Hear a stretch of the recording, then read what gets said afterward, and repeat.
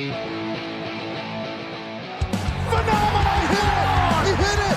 AJ Styles!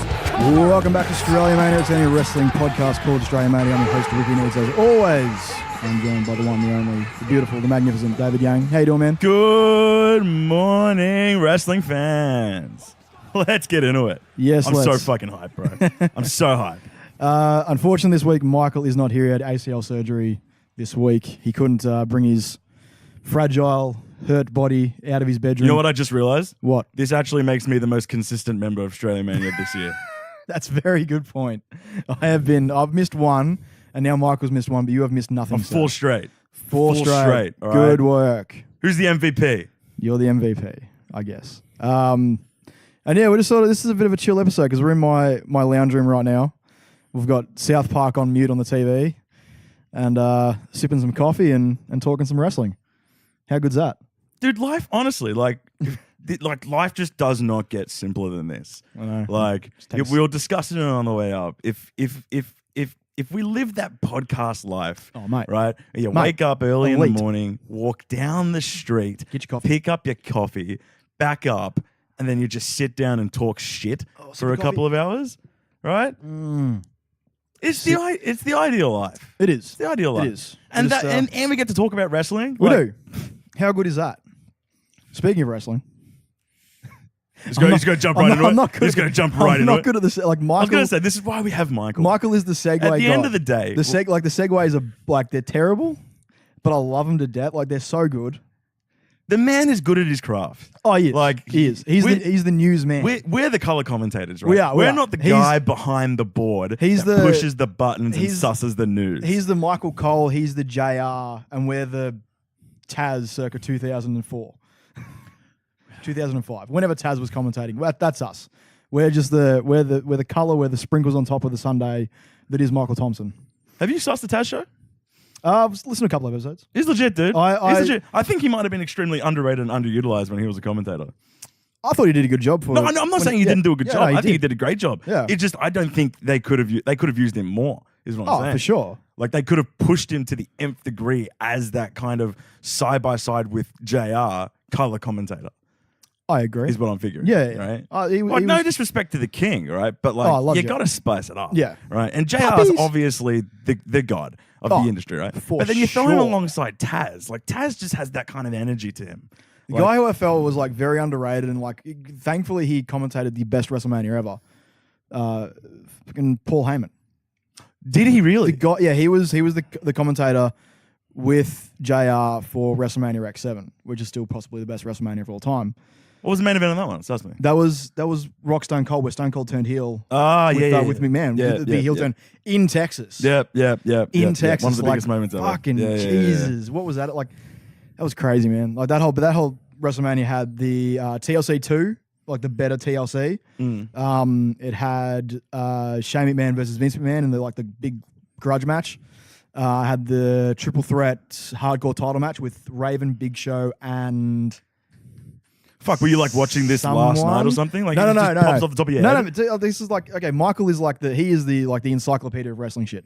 Like he could just spin things from just like, how do you know that? How do you like Debatable. I argue I know more than Michael. Oh, I don't know, man. Some like and especially like with the Australian wrestling scene, like he is king of that. Yeah, I don't fuck with him on the Australian wrestling. No. He's king of that because he works for one of the companies, which is I'm so jelly of that. I fucking can't believe he I know. commentates. No, he doesn't do He's a commentary. ring announcer. He ring announces. He's a ring announcer. Yep. I want to get into the writing side of that company, but you know, it'd be crazy if like I got into like the booking, you got into the color commentary at ringside, and he was the ring announcer. Oh, I'd spin both. I'd low key do commentary and then like low key work my way into an angle as a talent as well. Of course you would. You'd take a bump. I've taken bumps. Have you? Have you actually? No, because like In like a proper wrestling ring. in like a proper wrestling ring. Really? I've taken bumps in boxing rings, but Okay. done in wrestling style. Yeah. And I've been in a wrestling ring. Boxing ring softer or hard? That'd be harder, wouldn't they, than a regular wrestling ring? They're not as bouncy. Like that's Yeah. because that's where the wrestling rings. Because you take a lot of falls, right? Yeah. They got to be bouncy to alleviate some of that kind of sustained pressure on the fall, right? Yeah. There. So I've taken bumps. Like my gym specifically has inbuilt boxing area with rings and shit. Yeah. Like. And as a wrestling mark, I look at that and immediately you say to yourself, well, when the gym's That's a wrestling ring. when the gym's dead, Yeah. I'm 100% running the ropes and taking a few bumps. Yeah. Like if I'm going at like 9:30, 10 o'clock at night, gym's absolutely fucking deserted. Yep. My form of cardio that night is literally just doing rope sprints. Fuck Like, yeah. and like one of my friends, he's not professionally trained, but he's trained for a bit, right? So they have like the cardio warm ups that all wrestlers kind of have to go through, and like they teach you the proper etiquette of like how you run the ropes, the 1, 2, 3 step turn, Yep. like all those kind of ones, how to take the bumps and like to do the rolls and how quickly you should be getting up and shit. And like all this is like just a warm up. Yeah. Like, and then like I'm a big guy, right? Yeah. But and this is like a true testament to the cardio of just every wrestler that can get signed by WWE specifically. Oh, Like, yeah. I'm a big guy, right? And even I was having a bit of trouble doing the getting up in time for the rolls. Not necessarily running the ropes, but you got to run the ropes a lot, right? And then I look at some of the other guys who are huge, right, on the wrestling roster, right? Yeah. And like they've got to surely pass the physicals and pass like just basic bump tests and all that kind of stuff. Like, if this is what the basic tests are for the everyday wrestler, right, that they're teaching us down here or whatever, then that's crazy, the absolute cardio level of these wrestlers. We look at someone don't give them enough credit. Yeah, you look at someone like Strowman, and you're just like, that's a big dude. Yeah. But like because he was a former powerlifter, but the cardio on that dude to keep up with like what he does in the ring. Yeah. And he's very athletic in the ring. Very athletic. Apparently, in the performance center before he got like put on main, the guy has like, and a lot of wrestlers do, they got like the face move set and the heel move set. Yeah. Part of his face move set, two things I don't think we've seen yet. He can do a kip up.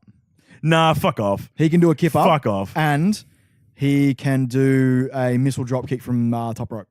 Oh, well, that's A really clean missile drop kick from top rope. obviously I don't fucking know. But when it comes to top rope moves and like the execution, It's all gravity. It's all gravity. It's all about your agility midair. But Yeah. at the end of the day, it's not as hard as doing something standing. Like, Well, yeah, like you look at how easily like a guy like Will Ospreay or Ricochet just does like a standing moonsault. yeah. And you're just like, how do you do that? But Why do you have springs for shins? Like that's not a Braun Strowman's pulled off a couple of drop kicks. Oh, I don't know if they're called drop kicks, but he's done a couple of like just jumps off the top rope and not even the top rope. Like he's done runs where he's running and then just run into you and kick Yeah. you, right?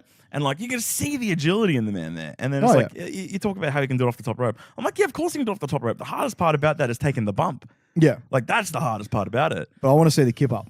I If don't believe he takes if the that kip up. is a I don't legit believe he thing, takes the kip I up. heard somewhere that like it was either at the performance center or like a house show or something that he nailed a kip up. 100% can't do a kip I'm up. just like I want 100%. I want to see if it's true.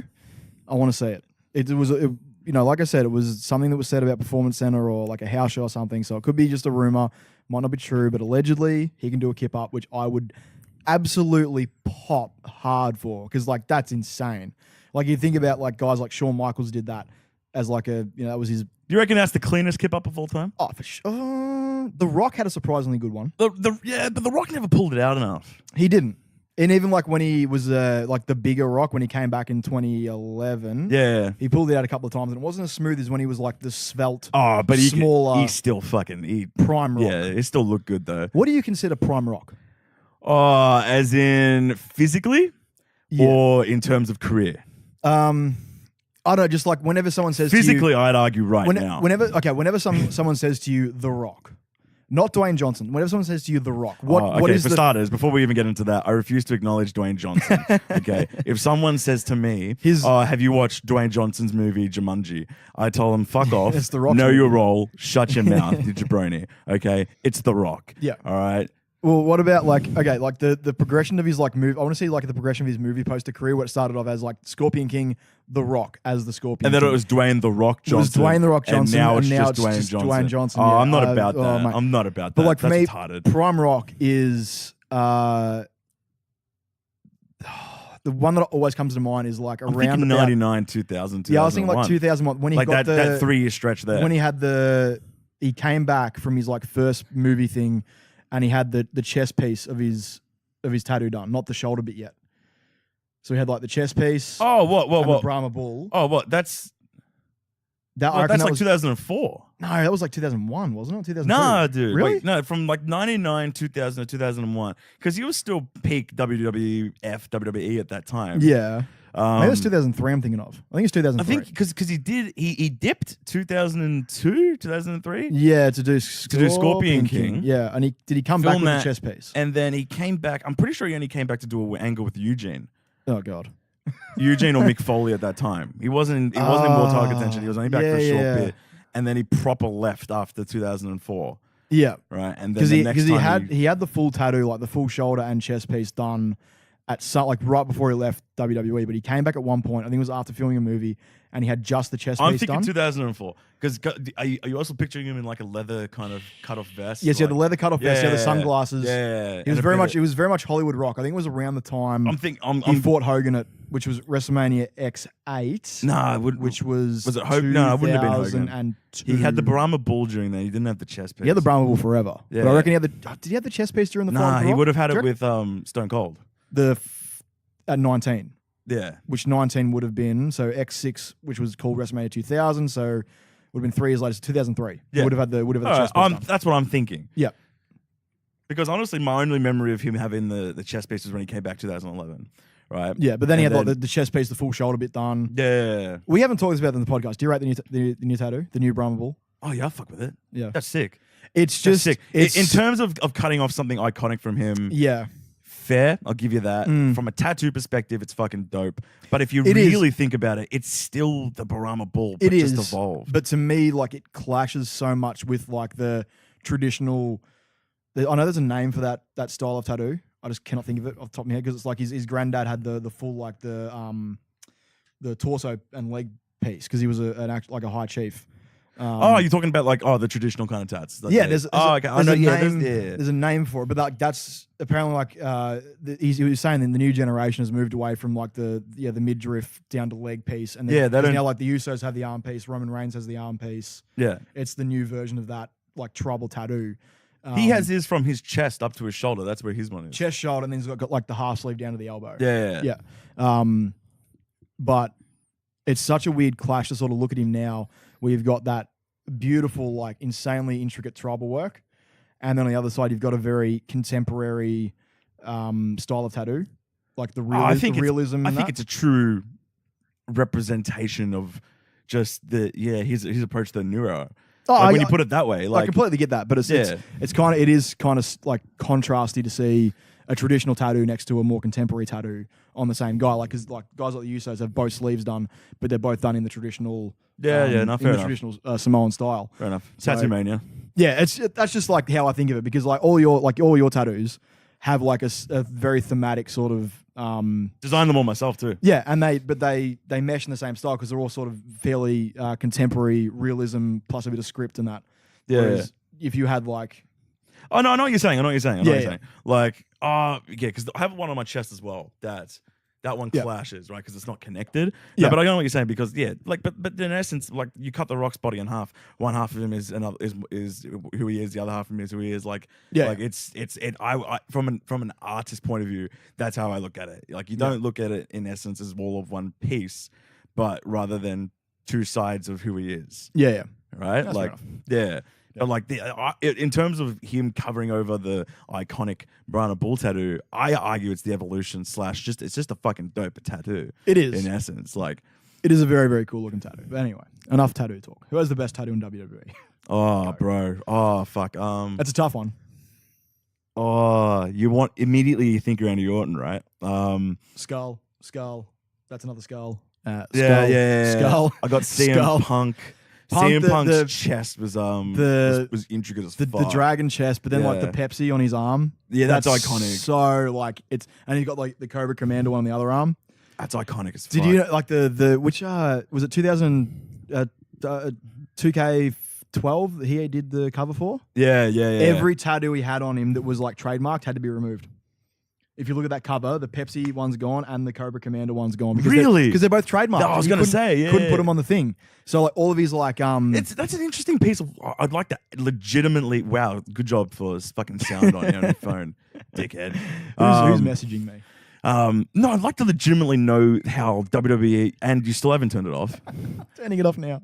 It's my mate. Hang on. Gets around like if you've like they're not going to hire an extremely good talent because he has Coke like tattooed on his arm, right? Like, Yeah. and then at that point, can Coke come in and just be like, yo, you know, you're arguably getting free marketing from WWE, like from this wrestler wrestling on your brand who has Coke literally tattooed across their head or some shit like that. Yeah. Like, I genuinely would love to know the laws, not just with WWE, but just in general. I know we're breaking away from wrestling on this one, but you've just piqued my law curiosity. Yeah, it's like because you said CM Punk's Pepsi tattoo. Like the man loves Pepsi, right? So from his point of view, do you know what his explanation of it is? What? That some other like straight edge punk rock band, the band member had a Coca-Cola tattoo, and when people would ask him, he's like, I like Coke.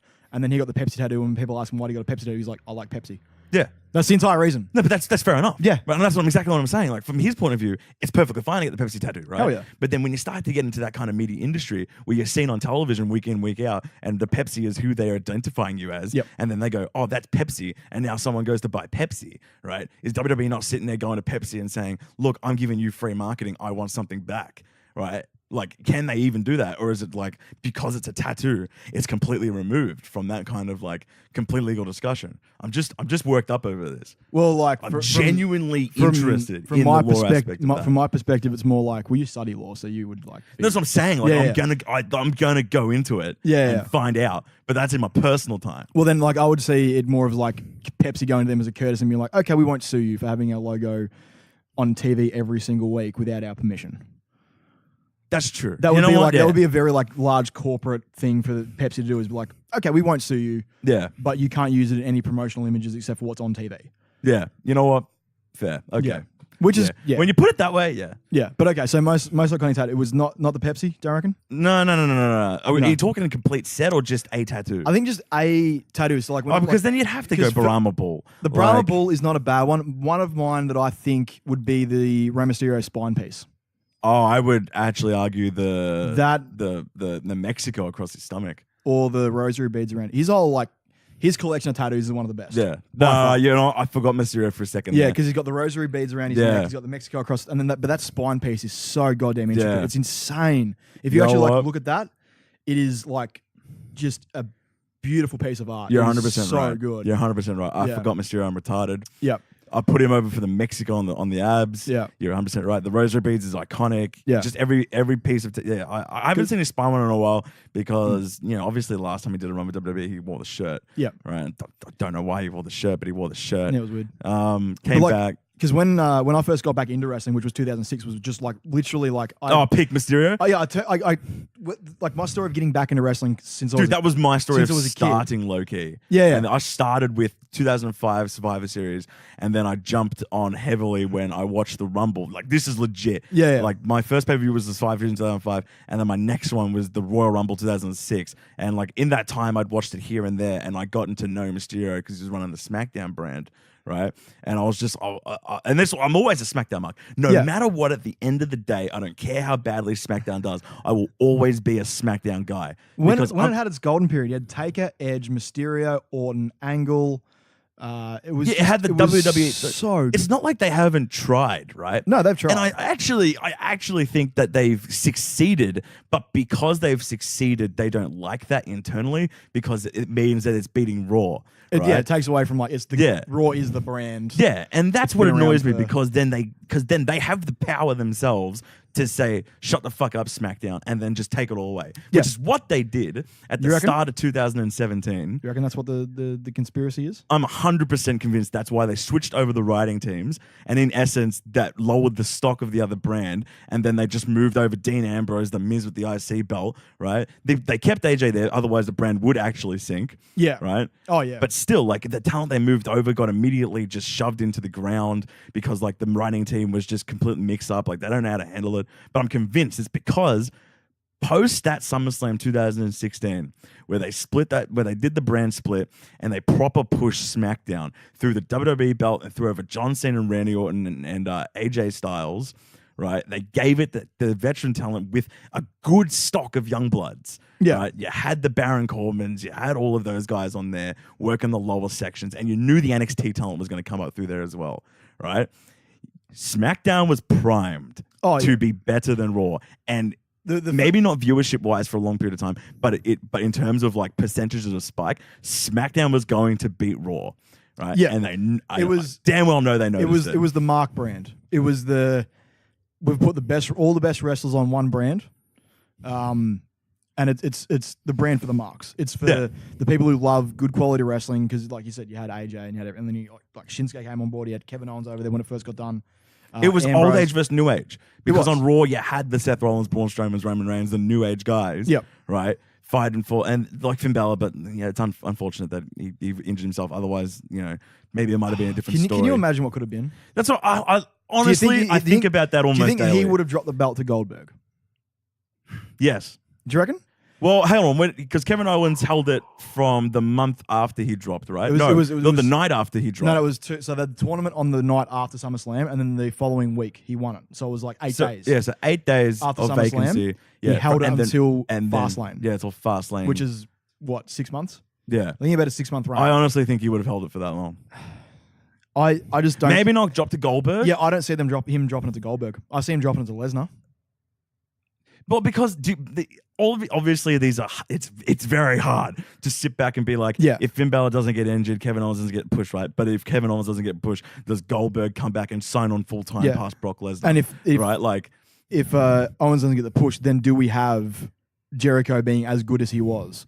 Would they have given like the list of Jericho and you're right too. Would they have given that to a mid card program? Like it ended up being a mid card program at WrestleMania. Oh, it would have been a mid card program. But like, well, at the end of the day, that got over because it was in the main event. It was the main event of Raw. Like it was either the opening or closing segment every week was those two guys. Yeah, because Kevin Owens was champion. But it was the hottest thing going around. They made it the hottest thing going around. They forced them to be like. Otherwise, it would have been It would have been like top of hour 3, which is like the fucking ratings graveyard on Raw right now. They released the analytics a couple of weeks ago, and it's like the first 2 hours do really, really well. Top of that third hour, ratings just tank. And then I thought about it. Where's Roman been like the last 2 or 3 months? Top of the show.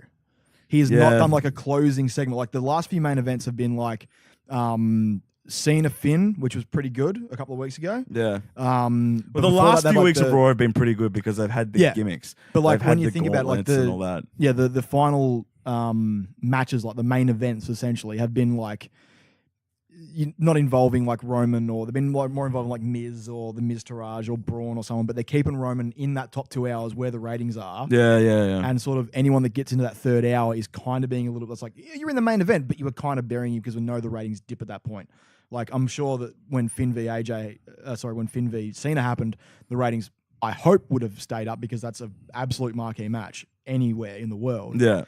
But aside from that, I can just see them being like, first 2 hours a priority, third hour, we can put a sort of mid-card main event on, and that's about it. And that's what it seems to be, like, the formula has been. Because what happens on Raw this week? Roman comes out, top of the show. Yeah, cuts that, delivers that promo. Okay, Can we start talking about we going to start it? I was going to say, bro. that promo, what did you think? Honestly, didn't watch it. But, no, I watched the highlights. I know from what people tell me, it's a really good promo. It was a work shoot. It was a work shoot. They designed it that way. Of course I did. Because going into, they want to start, in order to build that kind of suspense between these two, you want to work it as a shoot. Yeah, I watched the highlights. I watched what he said. It was better than anything they did for the build for 31 by a long shot. Yeah, because they built 31 very standard by the book. It was terrible. The tug of war. The tug of war on with the the go belt. home. I will never get over that. Vince McMahon just went backstage, looked at his bookshelf of just typical. It was typical bookings. Grabbed the first one he saw and said, "This is how we're going to book a tug of war. This is how you book a one-on-one." I do not get that, but. It was a good promo. It was a damn good promo. Yeah, look, I heard. And look, Roman Reigns' promo ability has fucking skyrocketed in the last year and a half. It's still not good. Or good. It's good. It's not about where he came from. But it's, and then you say not good because you're comparing it, I would argue you're comparing it to like some of the better ones, maybe in history, but not currently. If you think about currently. Right now, Cena's the king. Cena and Miz. Cena and Miz are the kings. Cena and Miz are probably actually the only ones better than Roman. Cena's been so solid for so long. And he doesn't get his due. He doesn't get his dues. I was talking about this the other day. Good. Like I was talking about best mic workers of all time, right? Yep. And immediately, I don't want to hear it from anyone, but The Rock is number one. And then there's actually not even a close second.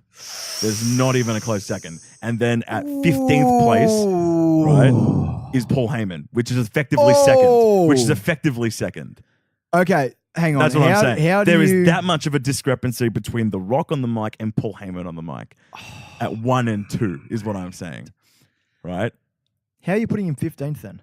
No, but I was giving you the example of like. So you're saying that there's like 14 dead spots of nobody then Paul Heyman. That's how much you're putting him in the class that's what I'm saying. above. Okay. That is how far ahead The Rock is. We'll call bullshit on that. You're fucking with me. CM Punk.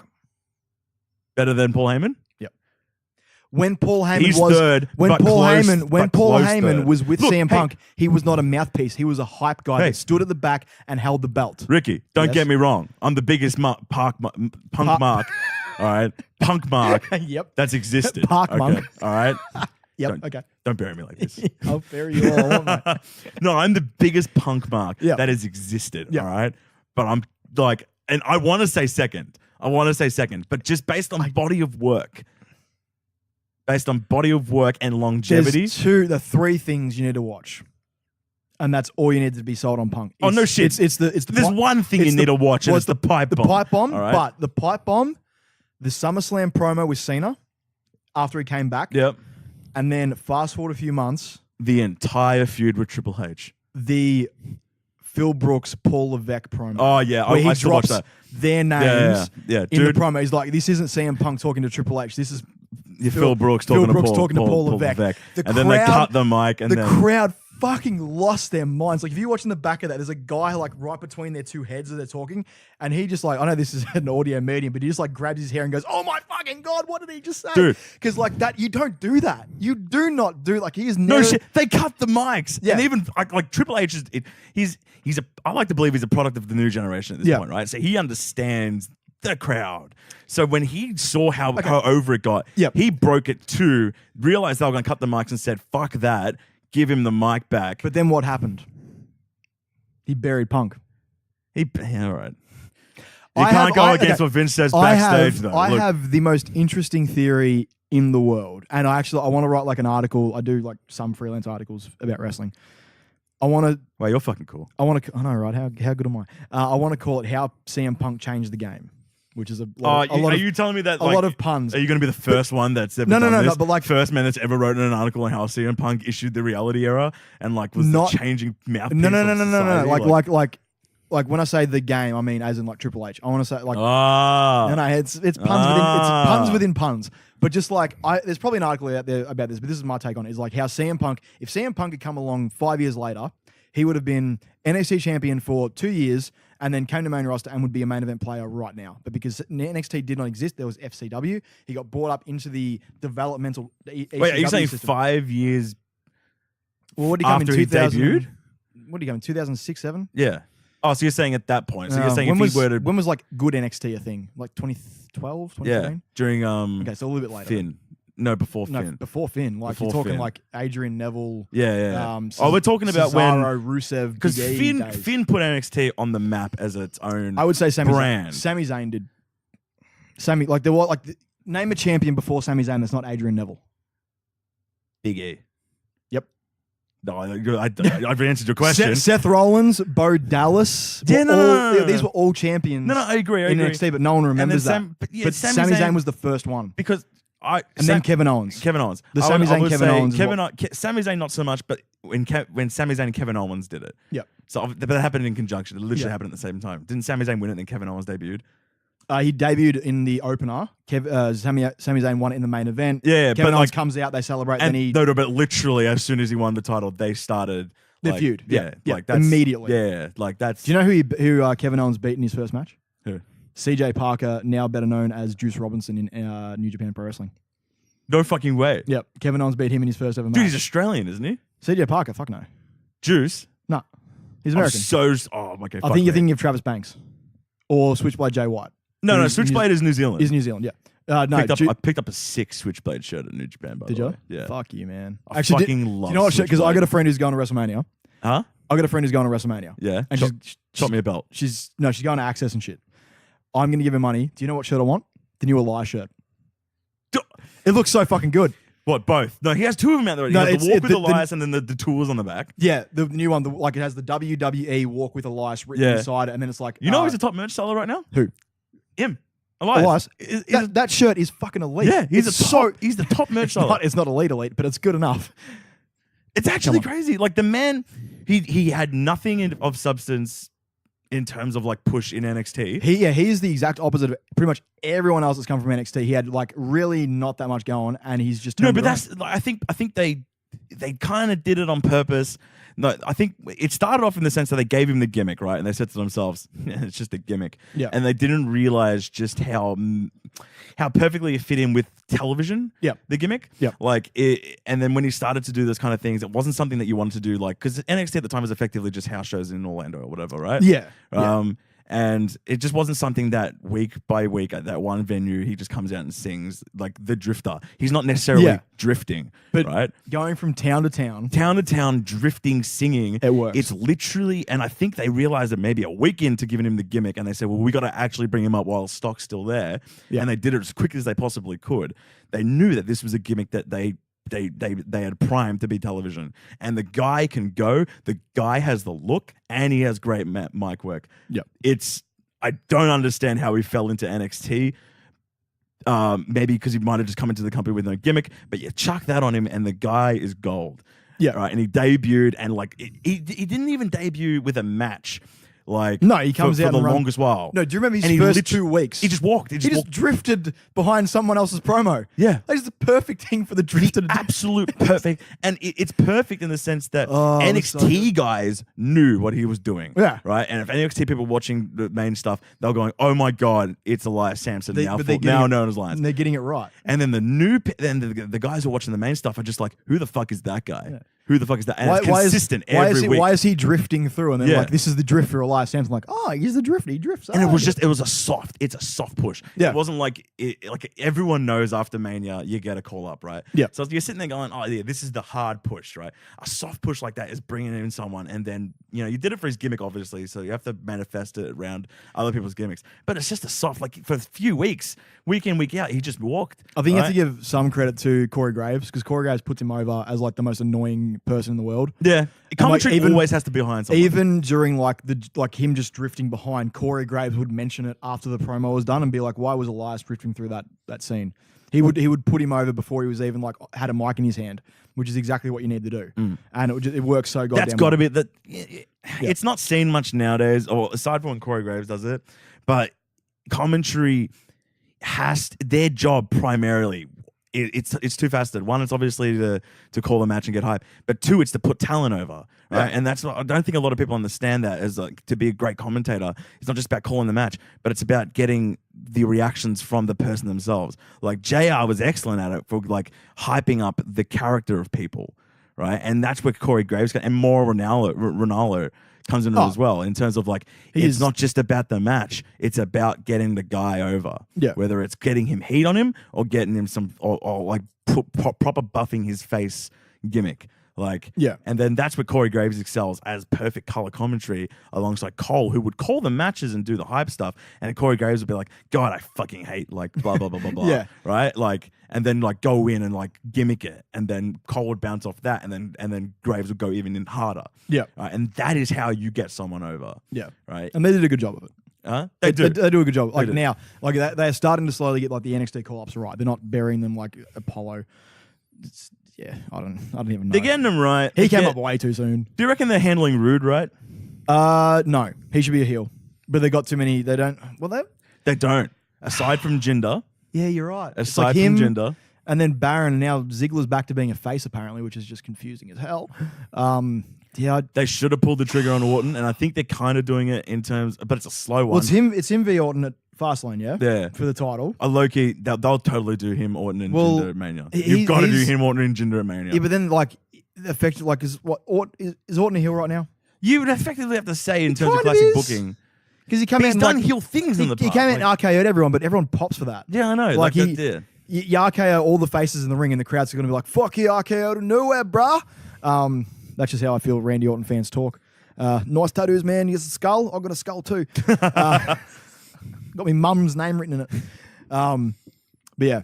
Anyway, But back to what we Not talking true. We're talking about wrestling, about? Punk. and we're meant to be analyzing the fucking show. I was just saying, we like, haven't even touched. I was just gonna we say, haven't even touched Chamber, dude. I know. We'll get to that. We're in the like the second hour of the show. Are we? Hang on. And we haven't even touched the Chamber. I can't even. No, we're only 34 minutes in, mate. Oh, we're only Chill 34 out. minutes? Yeah, chill out. Chill out, bro. It's all good. Half the cunts have tuned out 5 seconds in. Why? God. That's just rude. Can we suss Are the you st- analytics? are you still we listening? able to actually suss the analytics? I'm talking to listeners right now. Are you still listening? Good. Thank you. Appreciate it. Let's break away My from. coffee's not even cold yet. Let's break All right? kayfabe for a moment. It's still kind of warm. Let's break kayfabe for a moment. On the back end from our shit, can you actually see the analytics? I can. I can study the analytics. You can? I can see. I mean, this is peeking way behind the curtain, but I can see like what region of whatever country they're in that they've downloaded the podcast from. Oh, that's fucking sick. So if you're in like California, But you or can something- definitely suss just how many people are actually watching. All three of them. Yeah, I can. So the analytics that I get from Podbean, who is our podcast hoster, they tell me what podcast platform it was downloaded to. So say I'm an Android user, I use Podcast Addict, so it tells me it's a podcast. So I can see because I download the episode every week, obviously, to re-listen to it. Oh, so good I man. I can pretty Do much. you like them? I like re-listening to them. You reckon do you pop? If you pop, that means we're doing something right. Well, yeah, no, I like listening to it because like it's just talking shit about wrestling, but I'm listening to myself talk about it a few days later, which is kind of weird, but still good. Fair enough. But yeah, so I can see like I know what phone I've got, I know where I live, so I can just see like I know exactly which one of the analytics is me because it's like Melbourne, the type of phone I have, and then like the time it got downloaded. So I can see like where people are. That's so sus, but So I love get it. but I get a good idea of like who is listening. So like I try to like tailor the release time because I do all the producing behind the scenes for people who don't know. I upload them and edit them and everything.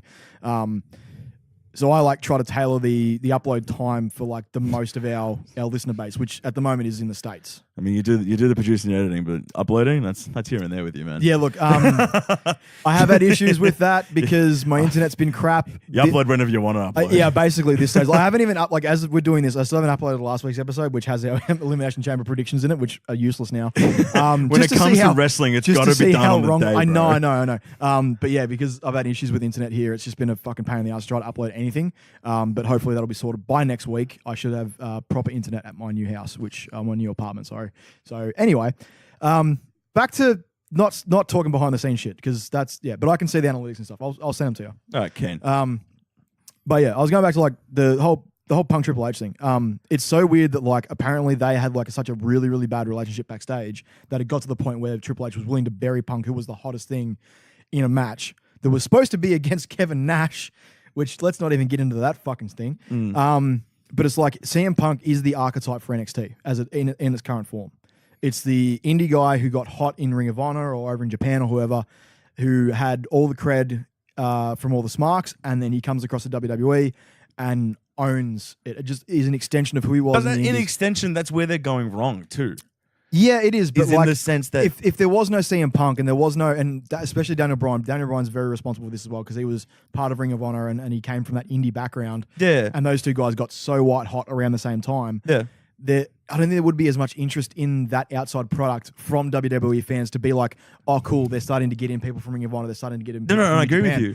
But I think CM Punk is because like you think about before CM Punk, who is the last guy you can really remember before 2006 that came from an independent promotion? None. It wasn't right a because they're product all of homegrown or they came from exactly the big ones. You right? had a few guys coming, like AJ Styles wrestled for WWE back in like 2001 as enhancement talent. Yeah. Had a 1-match contract when they were in his hometown, came in, had a match, tried out for WWE and didn't get in.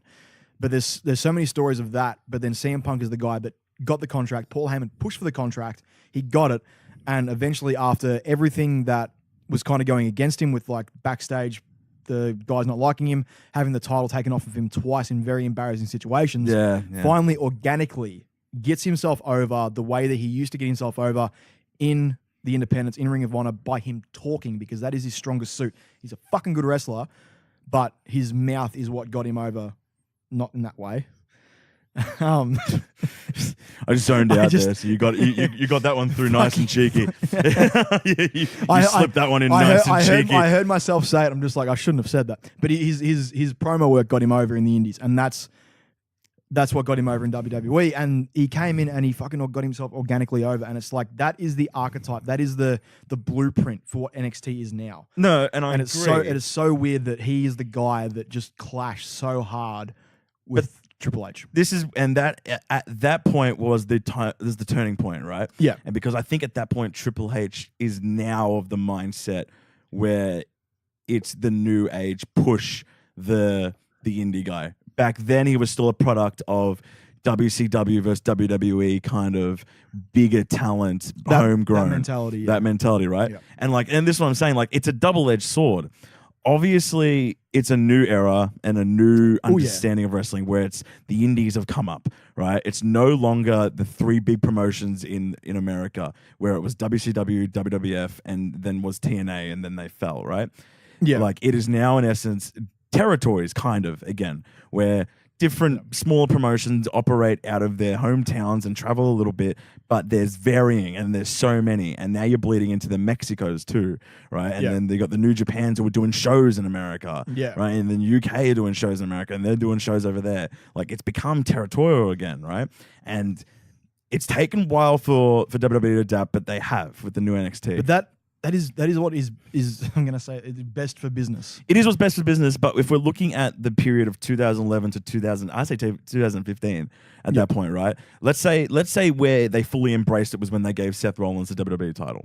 Yeah. I would argue that's when they fully embraced that indie guys now run the show. Yeah. Kind of. Roman Reigns is obviously the outlier because he's homegrown, but everyone else is product of indie. Right, and that's at that point when Seth Rollins won it. I would say that's when they fully embraced the swing of like we're going to acknowledge these people winning titles elsewhere. Like even on commentary, they'll just like he's a champion in Japan and across America, and now he's come to WWE. Right, he won the title while CM Punk was still with the company, but it was like after it was post. Yeah, but it was post Punk being like face turn. Yeah, like where he was working angles with Triple H in the Shield. Seth won the title when Punk had dipped. No, because they had a match together. It was CM Punk and Seth. CM Punk with the title and Seth with his title. Yeah, because Seth was NXT at that time. Yeah, that's what I'm saying. Like I'm talking 2015-16 when Seth won the WWE title. Was when I would say Seth won the title in 2011, but you're talking about the WWE title. Seth winning that one. Yeah, 2015-2016ish, right? Yeah, because who had that? Because it was Daniel Bryan. He got injured. Cena had it. Then Lesnar had it. And then he cashed in at Mania. Yeah. And that was when I would say is the beginning of like the proper illustration of when WWE changed its mindset to indies are now, we're going to acknowledge them, and this is where the company is heading towards, right? Where it's like, we're not going to bury people for coming from Ring of Honor. If you're talented, you're talented because you're over. Yeah. Obviously, Reigns, like I said, Reigns is the exception / Lesnar and Cena, right? Where they're all homegrowners. And if they come in and want something, they'll get it. But right? like Lesnar's appeal now has nothing to do with the fact that he came through FCW or OVW. No, it isn't. If anything, his appeal now is that he had a run with WWE and then it was UFC. And then came back. Yeah. But that's what I'm saying. Like homegrown talent, only those three can come in and say, "Oh, we want the top spot," and like they would preference it over someone who's a really up there indie guy. Anyone else that's homegrown in that company has to go through the same ranks as indie does now. Yeah, right. And which is good. It wasn't what 2011 was when Punk did it. Right, he was still fighting and butting heads against the upper brass because he was not the homegrown talent. Where someone like Vince McMahon can't look at him and go, "Well, I trained you. I know everything about you. How do I know you're not going to leave? I haven't got you here for that. Like, I haven't got my grip around you that much. Yeah. Therefore, I can't give you the proper kind of push that you want." Right? Yeah. And like, that's what I'm saying. It's a double-edged sword, NXT. Right now, it's the product of indie wrestling, right? And if you were to come up to the main roster, you're still fighting up against those people that are kind of like /indie /homegrown, right? And it's just a shame because like, back when Punk did it, it was harder, but now it's getting a bit easier, but still hasn't properly, with NXT guys, become, they're still indie. Like if you look at it, it's not essentially the third brand, it's the indie brand, right? It's their promotion that does everything that Ring of Honor does, where it's just a single show and like a spot, and then they do kind of tours here and there. It's structured very indie, where like even talent can come in and wrestle every now and then, right? Yeah, well, they get wrestling on. What are you doing? Nothing. Not recording you at all. No, I know. I thought I'd turn this off. But yeah, like they will still have like one-offs when people come in from outside promotions, like with Cruiserweight Classic and the Mae Young Classic and that sort of stuff. Is they'll still do cool stuff like that where you get a guy like Kota Ibushi come in and do a run with the company, and then be like, I'm gonna go back to Japan, and the company's like, cool. He was so good. If only they had kept him on Oh somehow. nah, man. If he stayed on, we wouldn't get the Golden Lovers back in New Japan, which has been so good. Have you watched? Was it? Was it New Beginnings in Osaka? Or was it? No, I watched some of the New Beginnings. What was the? I saw the title changes. Yeah, and then they had. It wasn't New. It was the show. Respect for chucking the belt on Jay White. I know. Respect because they're freeing up Kenny to win the big one. Yeah, we've talked about. We have discussed this at length. What we think. I've got my booking predictions. The next 2 years of New Japan should be. It should be Kenny winning the belt at some point between now and Wrestle Kingdom. No, he wins it at Wrestle Kingdom. At Wrestle Kingdom, not at Dominion. No. You give because at this point, we're going to go into it again. This is going to be the longest podcast in the world. That's fine. We're going to go into this again. All right, bring it on. If we can somehow just timestamp this as David's rant on New Japan booking at 45 minutes and 37 seconds. Okay, yes. David goes in on the rant on how we book Kenny Omega. So Kenny Omega obviously had dropped the New Japan US belt to Jay White. Yep. Was it New Beginnings? Yeah. Yes. Something like that. Anyway, what I'm saying, they dropped Japan pay-per-view names. Kenny Omega, after the match with Chris Jericho, and even preceding that with the 3 6-stars he had the year before, right, is at a position where the man doesn't need the belt. Right? No. Hell no. There's a saying in wrestling where it's like the belt either makes the man or the man makes the belt. Yep. All right? The man made the belt. He doesn't need the belt. No. Right? So you give the belt to an up-and-comer. That's what that belt is used for. Because in essence, they've already pushed the US belt in Japan to be their second heavyweight belt. There's the Intercontinental belt, which you could argue, but because of Kenny Omega's stock, the US belt got its push. Yeah, I know that. It was the penultimate main event at their biggest show. But that had a lot to do with Jericho. That had a lot to do with Jericho. Oh, I would still argue that if Kenny Omega, because you had Tanahashi with the IC belt, and he up until 2 years ago was the ace of aces. He was the John Cena of New Japan. He was the guy that could always won the title. To differ, man, Tanahashi is like. All right. Anyway, regardless, right. Anyway, what I'm saying is, regardless, the things that they have done in booking has made the US belt their kind of not second heavyweight, but their second in tier. Maybe alongside the Intercontinental. Let's say that. Well, the Intercontinental has Give it its history, I'll give you that. But in terms of it has stock, longer lineage and shit. First champion was arguably their best wrestler currently. Yeah, but it was because he's from North America. No shit, and you give it to the and he won it in North America. And right now, it's still like white man holds the belt, right? Yes. Until like one of homegrown New Japan talent comes in and wins it. Who do you reckon the first Japanese talent to win it will be? Huh? Who do you reckon the first Japanese wrestler? Ibushi? Yeah. All right. You reckon? Yeah. He beats Jay White? Yeah. He beats Jay White the same night that Kenny beats Okada? No, I don't think he had two title changes. And then the Golden Lovers hold the belts? The only title change for that should happen at Wrestle Kingdom should be the big one. Oh, mate. Because you want that to be the shock. Yeah, I know, but like at the same time, you kind of see it coming if nothing else changes hand in that card. Exactly. Yeah, that's why you got to have the IC belt change hands. Or you know what? When you put it that way, all right, I just convinced myself. I just convinced myself. Best thing to happen at, I swear to God, it wasn't New Beginnings. It was another. It was the most. I can't remember what the fucking New Japan pay-per-view is called. Young Bucks have gone heavyweight. They're out of the junior tag division. They're now in the heavyweight tag division, which puts them directly up against the Golden Lovers in what will probably be a match at, I think it's going to be booked for either their show in North America or the Ring of Honor show. Oh, it'd have to be. At Mania weekend. Yeah. That'll be a good moment. Which, oh man, I cannot wait to see Kenny versus the Young Bucks in any capacity, especially with Kota Ibushi. That's going to be fucking phenomenal. That they're going to pull out these guys have been on the road together for years now, and you just know, like in their long car trips or plane trips, whatever the fuck they're doing, they've been plotting this match for a very long time. But it's like there will come a point, as it does in every faction, where people will face each other at some point. Triple H v Shawn Michaels, The countless times every tag division is versus each other. Yeah, exactly. But My God. this is the elite. Matt and Jeff. This is the breakup of the elite, essentially. And Sheamus, Cesaro. Like I want them to have another best of 7. I've discussed it at length. I think that in the end, when Sheamus and Cesaro finish, they have to go into back to another best of 7. Yeah. Anyway, this is the New Japan segment. Yeah, Time yeah. All right. So we're starting with Kenny Omega dropping, right? Yep. He's dropped, and in essence, has kind of just immediately moved into a feud with Cody Rhodes. At this point, which Omega needs to happen. Which needs to happen because at the end of the day, I think he'll give the rub to Cody. Cody kind of needs it, right? Hear me out. So he dropped the belt. He drops the belt to the up and comer. Immediately gives Jay White the rub. Yep. Kenny Omega at this point in his career for the next year is going to be given rubs. Right, he's going to put over some talent. Right, because he's still they're going to book it in a way where New Japan are excellent bookers. Kenny Omega lost all matches with Okada, but still came out stronger and looked better. Right? Hell yeah. Well, he won the match at G1. Yeah, but that non-title.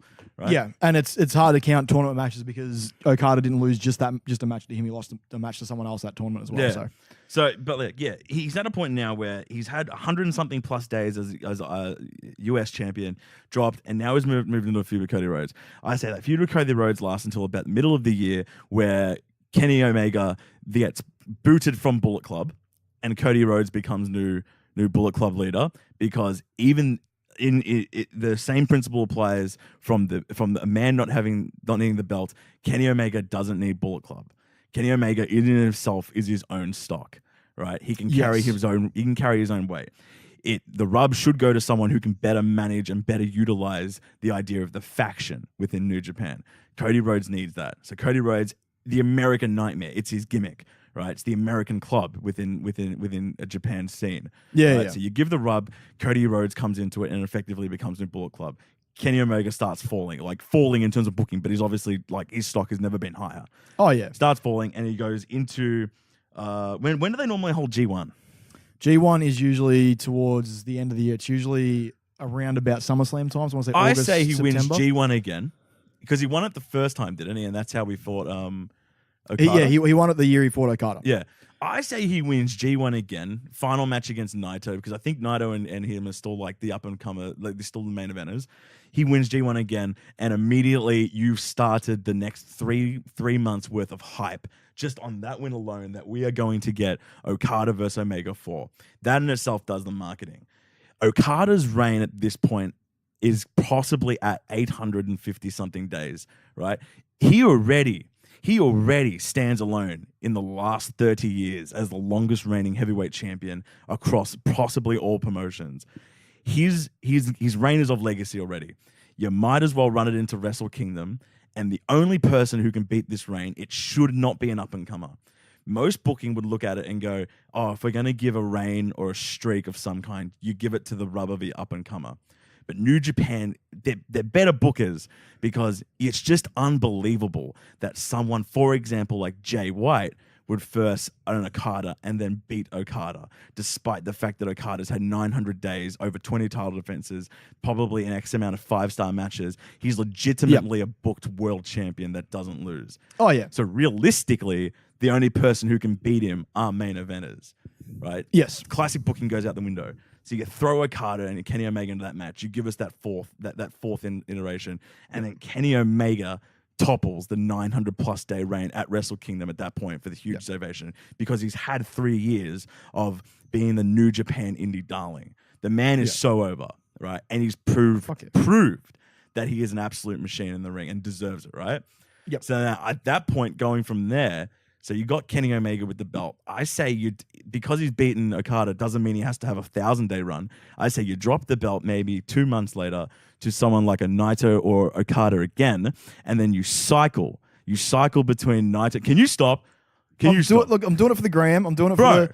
Dude, I'm hard into this right now. I'm hard into this, all right? I say you cycle the belt between Okada, Naito, and Omega for the next year and a half until one of them leaves, and then at that point, you run it like traditional main event booking. You insert someone else in, right? And don't run it like WWE where there's 7 fucking spikes on this goddamn main event, and at any point one of these guys can win it. No, you have 3 very clear main eventers who Omega wins the belt, feuds with Okada beats him, and then and then Naito inserts himself in, and then they all start like this 1 year and a half feud. Yeah, like essentially as the top of the card, right? And they're just trading the belt, and each one of them gets like a reign here and there, right? It doesn't have to be the 300+ day reigns anymore. Like, no, these are 3 guys. When you've had a big reign like we've just had with Okada, and what will probably continue to be a very big reign, it'll go into Wrestle Kingdom. You then need some short ones. I will honestly be surprised if he drops before Wrestle Kingdom, because it just doesn't make sense to have a reign that long and a legacy that great be dropped at some whatever pay-per-view. It just wouldn't make sense. It's got to be at Wrestle Kingdom, right? Yeah. And it's got to be against an Omega.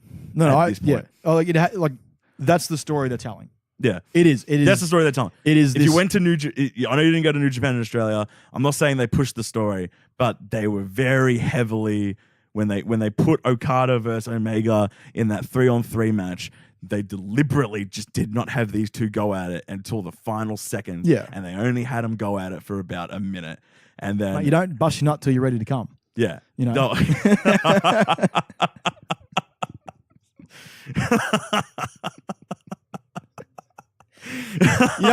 You don't give that away with some fucking like lockup at the start of the goddamn tag match. You're 100% right. Thank you.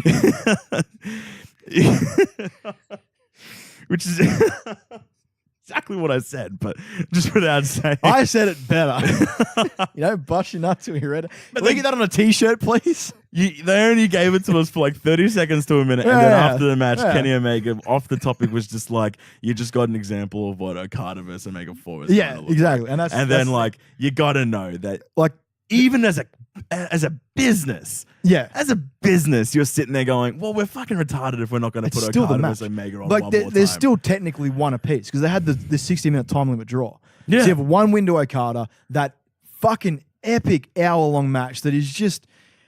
have you watched Shawn Michaels v Bret Hart, the hour-long Iron Man match from WrestleMania? It's no, but I know of it. I didn't watch it. I haven't watched it. I have tried to watch it on multiple occasions. I've watched like the last 15 minutes where it goes into overtime, and then Shawn wins with the super kick and gets the belt for the first time. Yeah, and it's great, but I just cannot fathom sitting through, especially an hour-long Bret Hart match. Because I have never been the biggest Bret Hart fan. I was going to say, look, I don't want to... Because there have got to be some Bret Hart marks. For some reason, he has a really big fan base. There's a reason. For some reason. He is good. No, he's undoubtedly... Look, as a technical wrestler, he's fine. Yeah, but as an entertainment wrestler, I'm not about him. No, right? But I could sit there and watch... He's a guy who's such a... He's a wet blanket. Yeah, but I can watch... Don't block me, Bret Hart. Yeah, I can watch fucking HBK for as long as I need to, because he's the best of all time. I will fight anyone that says he's not, because he is the best combination of in-ring performer, storyteller, promo, whatever. By far. Yeah. Not going to get any arguments from me, buddy. The best. But sitting through that hour-long Okada Omega match, I got to the point where, because they do the announcements every 10 minutes of we're now 10 minutes into the match. Because there's a time limit, 60-minute time limit, unless tournament matches, which are 30-minute time limit. Yeah. But for the whole time, I was absolutely riveted. I was just glued to the fucking screen, just like, I don't want this match to end.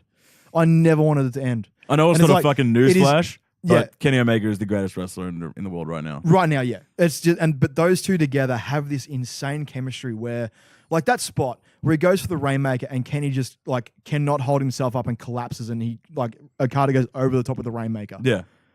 Who thinks of that? Yeah. Who thinks of that spot where I will get to the point where I'm so physically exhausted where if you hit your finisher right now, that it would be game over. But because I'm so exhausted, it's at a point where you don't even hit the finisher, but he still wants to you want to hit your finisher, but I'm so physically exhausted I can't even stand up and take it. No one thinks of that shit. Yeah. I cannot get over that. It's an hour long, and it did not feel like an hour at any point during the match. Because I was just like, this is fucking phenomenal. From bell to bell, it was epic. It was a story, and that's the thing, it's so hard to sort of convince someone, because whenever and with both faith, is your mates, especially at our age, just oh, you still watch wrestling? And then it's watch a match. Like, and the best one for me to go to is CM Punk vs. Did you just Cena. say our age? Sorry, my age. I'm a bit older than you. Shut the fuck up. Bit older. Shut up. How old are you this year? I'm not talking about my age. How old are you this year? Have you had your midlife crisis yet? Shut up. You turned 47 last week. Fuck off. You can't. I'm 20 years younger than. Oh, fuck off. But no, like people, like okay, when you get to be an adult, Okay. which you might get there in a few years, little boy, you still have people who are just like, oh, you still watch wrestling? And it's a common thing, but it's like, watch a match. But like, it's so hard to convince someone to sit down and watch wrestling for an hour. But it's like, if you can actually convince a friend to sit down and watch a wrestling match for an hour, I would give them 100% Kenny v Okada, because it is such a clear, concise story. To position the question better, if you had to told. show someone a match to convince them to be a wrestler, what match would it be? Oh, that match. You'd say it's that match, right? Yeah. Despite the fact being an hour, you'd still give them that match. Oh, yeah. And I agree. It always used to be either Shawn Taker at 25 or CM Punk Cena at Money in the Bank 2011. Personally, as much as I think that match was a 5-star, as much as I think that they put on an absolute great match for what they did, it's not a match that I would introduce to someone that wasn't a wrestling fan. Which one? The Cena versus Punk. That's interesting. Because it's a very story-oriented. That's why you're showing the promo. Okay, yeah, right, but no, Yeah. like, but then that you didn't say that. I mean, right? like, when I say watch a match, you show them like, the promo as if you're not going to watch. but you still have to. You show them the promo, but you still have to say, oh, but you need to understand Punk. The Yeah. man is breaking kayfabe, right? He's actually. And then you got to explain what kayfabe is. You got to say, but you got to preface it with all these things and say, Punk Yeah. did this. Punk actually got in trouble. Punk actually made mainstream news. Like Yeah. WWE was actually put into a spotlight here. Like he broke the walls. All right, well it was then maybe it would be. but what I'm saying, like Yeah. that match, you take away the story, and you take away the crowd because they were hyped for the story. You take away the commentary, because they were hyped for the story. In terms of a match, it was something that potentially was 3.75 to 4.25. If we were looking at Meltzer's gimmick ratings. Look, there were some spotty bits. Spots, but it was actually kind of very traditional for the first 20 odd. Yeah. Where it was kind of But headlocks. it was a nearly 40-minute match. That's what I'm saying. So half the match was very yeah. traditional. But that headlock. last half where the pace picked up, Yeah, as yeah. it always does with Cena matches, As always it start always off slow. does, and as always over Punk matches, Yeah. pace picked up, but then the pace picked up, but it also climaxed because it was also still story. So Yeah. you had McMahon come out, I thought and that- that's when it picked up. Then Laurinaitis takes the bump, right? So even then, it's still bleeding. To And then you got to be idea. like people like who that guy is. Yeah. Like, that's John Laurinaitis. Who's he? Yeah. Well, he used to be a wrestler, but now he's like the head of. Yeah, I get what you mean. There's a lot of moving parts. There's a lot of moving parts to say, but from so bell to maybe- bell, it's yeah. not something I would introduce and say, this is the greatest match of all time. For Yeah. us as marks and as anyone who's actually watched any wrestling in the last 10 years, would, Yes. like even a little bit, you would still watch that and be like, that match was fucking all time. Right? Yeah. But like just for anyone who doesn't, like you have to introduce a lot of moving parts. to that I've match. shown someone like just the promo in the first few minutes of that match, like just the crowd pop when Punk comes out, and they were just like, oh wow. I'm just like, yeah. That's how like insane this story got, to the point where just like the crowd was literally ready to riot had CM Punk not won. It's but still one of the maybe best like video the packages. Like oh, the promo's elite. Yeah. Absolutely, just like that, and like the X7 promo for Rock Stone Cold is like the best promo. I would also argue Ever. that one of the best video packages ever is the Daniel Bryan WrestleMania. Oh yeah, I think it was the Imagine Dragons. I'm a monster. Yeah, Monster Imagine Dragons. Yeah. It is still by far the cleanest It's and good. most effective It's very video concise. package Yeah. I have ever seen. Yeah. Like I genuinely get hype every time I watch it Yeah, I because gotta go it back and watch does that. tell a story Yeah, I gotta watch that from match start again. to finish. I really got to watch that match again. It's a fucking good match. So fucking good. Yeah. That's another one. Like without that story, that match is pretty subpar. Like not Yeah. subpar, but like it's Yeah. pretty. And Like then again, you the got- match was you got- the match was good, but you like got it wasn't 5-star. You got two pretty clunky wrestlers in there in like Randy and Batista. Like I love the Triple H match at the start of the night. Oh yeah, Triple H I v thought that's what Daniel we were Bryan. talking That was about. the best match of the night. Yeah. That was the best match of the night.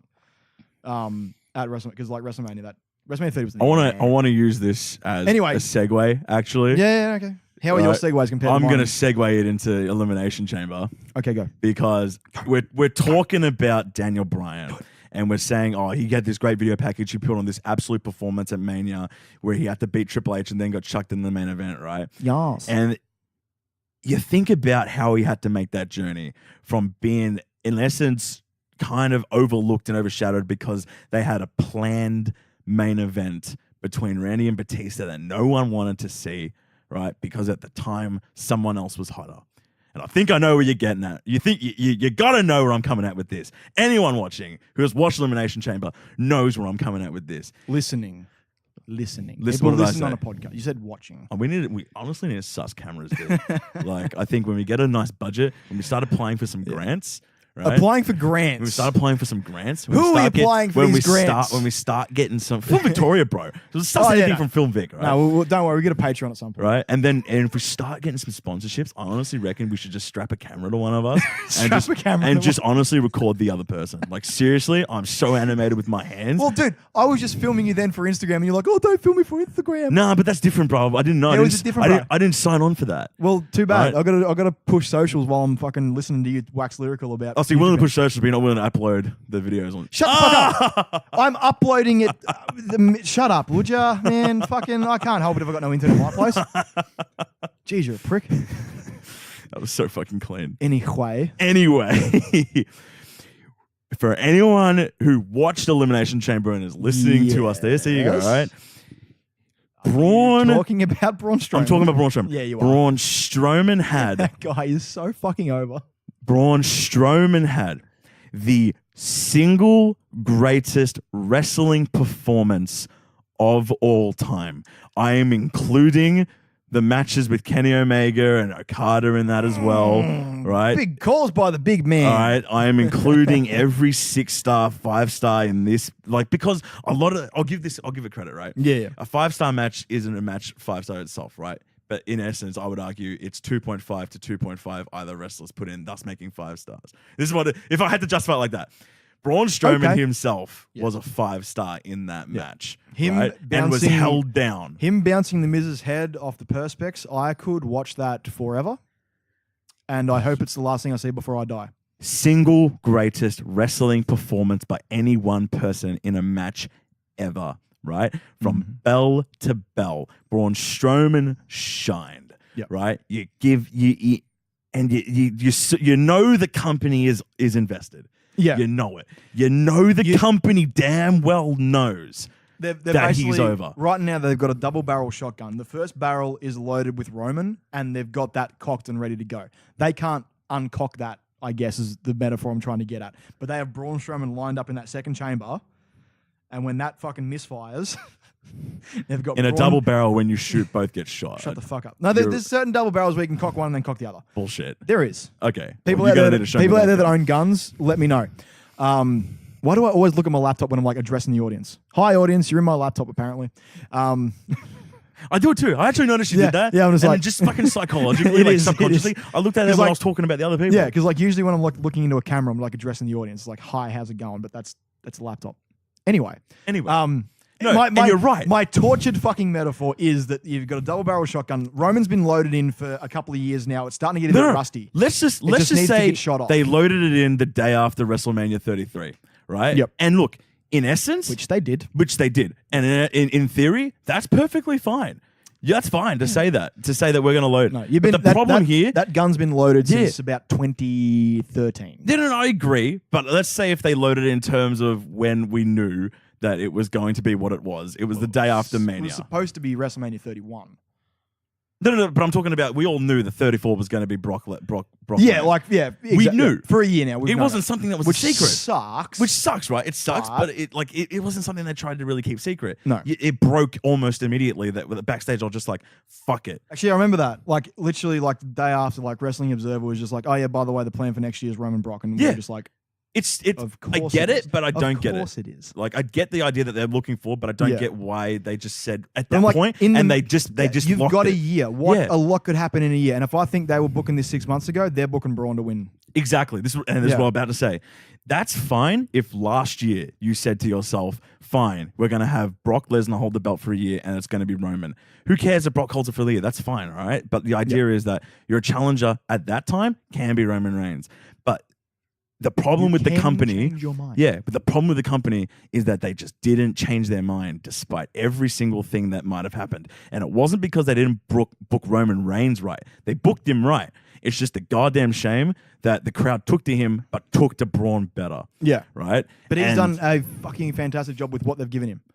Who? Reigns or Braun? Braun. That's what I'm saying. Yeah. Like, they like, the way, this is how it works. It's twofold. The way they booked him backstage was was, I know I'm using hands, but right, they put Roman over Braun. Yes. But it wasn't to say they gave Braun bad material. No. It's just they never gave him better material than Reigns. No. Reigns managed to do what he had to do with the material and get as much satisfaction and over as he possibly could with it. Braun went above and beyond and skyrocketed with the limited material he was given. The bit that sold me was him coming out of the ambulance. Yeah. After Roman, every Roman single crashed. thing, right? And I refuse to believe that WWE kind of looked at that and just said, "Oh, don't worry, Reigns is going to come out stronger than Braun over this." When like it's He tried to kill a man. yeah, You're not supposed to be a face after that. like Braun Strowman from about SummerSlam, no, before SummerSlam, Yeah. mid of their feud with Reigns. So we're talking maybe 3 months post Mania at this point, Yeah. right? So we're talking that early. Yeah. That was when Braun Strowman's stock started to not only just equal Reigns's, but by far surpass him, Yep. right? And it should have been at that point that they looked at themselves and be like, yeah, we can still kind of say Roman Reigns is going to be in the discussion for main event, but we got to look at other options. Yep. Because what if Roman Reigns had broken his arm, right? Like, obviously there's What if he contingencies. failed a drug test? Yeah. Right. And look, and he got sick as well at the year, and they still managed to, they kind of went with it, but they still, like, they took Reigns out and put Kurt Angle in the match, right? Yeah. This is what I'm saying. Fuck, what happened to the Shield? Fuck that's like a major. That was a angle. really cool week and a half. Yeah, it was man. it was a great fucking 9 days, and then it just fucking died. Man, that was like the cards were just not in the Shield's favor, were they? Yeah, because One then gets Reigns got sick, Reigns gets sick, and then Dean Ambrose tore his fucks his tricep, elbow or some like, shit. Yeah, man, that was just like that was not on the cards, was it? Oh, yeah, Damn. that kind of sucked. I forget, like I really do forget, and it's not even been like a very long time. It's been like 3 months, but I'm just like, yeah, they ran an angle where they were going to reunite the Shield last year. No, I think the problem was that they took too long to. They teased it and then officialized it a month later. Yeah, that's true. Yeah, if they had Yeah. teased it and then the week later officialized it, Yeah. then you would have had at least a month of Well, Shield. that's what they want to do. They always want to do this. They always want to do the big stuff on pay-per-view. They wanted to reunite them on pay-per-view. But they had a match on Raw before the pay-per-view together as the Shield. And you're just like, well, that's busting up before you're ready to come. That's what that is. There it is again. It's going to be on a T-shirt, people. Can that be the gonna title of the fucking podcast when it goes up in 6 Yeah. weeks? Shut the fuck up. And yes, it will be. Don't bust your nut before you're ready to come. I completely lost where I'm at with this. Braun's good, Roman shit. No, but I completely forgot where I was. So like, so in essence, what I'm trying to say is everything you've done with Braun Strowman throughout the year has been picture perfect booking It has. above and beyond. And right? he has done a good job with the material as well. Like, Yeah. you can't, like, I can't see Roman going out there with a double bass, playing it like a guitar, breaking the frets, Yeah. and then being like smiling and shrugging and still selling it. Like Braun, fuck, he nailed that. Like he was obviously not supposed to break those frets Yeah. when he was plucking at it. Yeah. But he sold it just like, well, I'm that fucking strong, I'm going to break this, aren't I? It was, and he can sing. Yeah, you can hold the tone. I still cannot get over that segment. It was just like the greatest thing ever.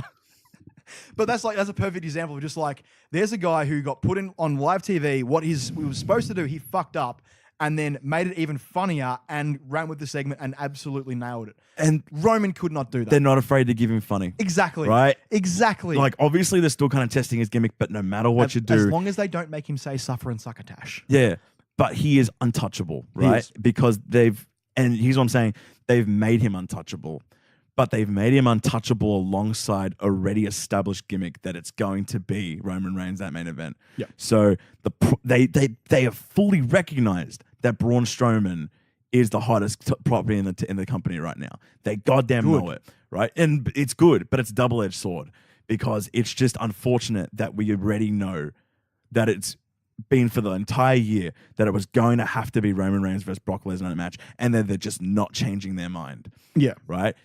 If there was, like, even if we broke a story 3 months ago where it was, there's now speculation that Braun Strowman can be in the main event, it would change everything. Yeah. It would change everything. It would change how the people perceive every match from that point on. Yeah. But because nothing is broken, or maybe like they'd just be under wraps with it, maybe they've actually changed, but we just don't know. But the idea is that it was very vocal a year ago that this was the plan, and they've done nothing to tell us that it's not that anymore.